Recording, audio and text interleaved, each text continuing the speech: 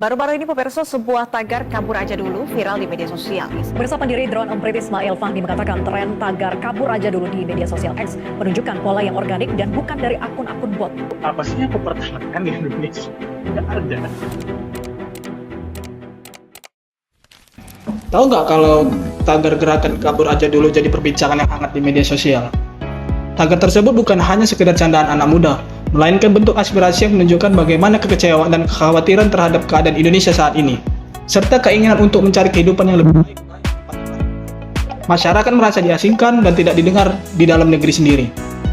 Gerakan kabur aja dulu mungkin terdengar lucu, tapi memiliki makna yang sangat mendalam. Why? Kenapa sih kabur aja dulu itu begitu viral? Jadi awalnya tren kabur aja dulu ini berasal dari X yang dulunya itu Twitter, yang dimana merambat ke TikTok, yang dimana merupakan bentuk kemarahan dan keputusasaan terhadap kebijakan yang tidak pro rakyat. Nah, kenapa jadi viral? Ya karena yang pertama banyaknya Gen Z pada saat ini dan banyak sekali media sosial dan gampangnya mengakses itu. Jadi seperti masyarakat sekarang merasa biaya pendidikan terlalu mahal, gaji lulusan perguruan tinggi tidak sebanding, dan bahkan minimnya lapangan pekerjaan.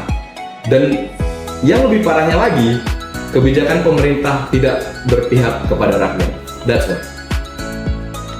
Menurutku, slogan kabur aja dulu bukan semata bentuk lari dari tanggung jawab.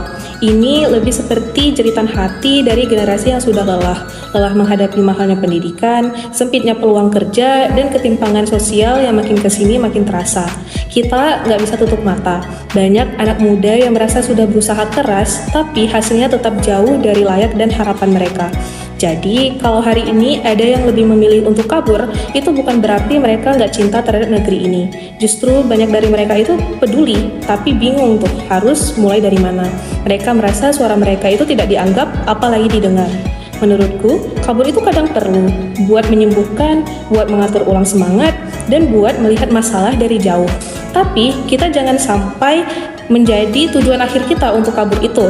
Kita tetap punya tanggung jawab moral untuk kembali. Kembali bukan untuk tunduk, tapi untuk memperjuangkan perubahan dari dalam.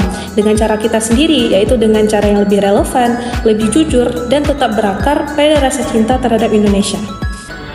Buat sebagian orang, kabur aja dulu itu bukan candaan. Itu bentuk kecewa, bentuk letih, bentuk udah gak tahu lagi harus bagaimana.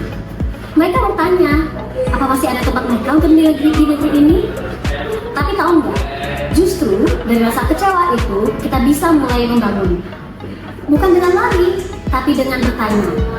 Bukan dengan diam, tapi dengan terlibat. Wawasan kebangsaan bukan cuma soal hafalan, tapi soal rasa.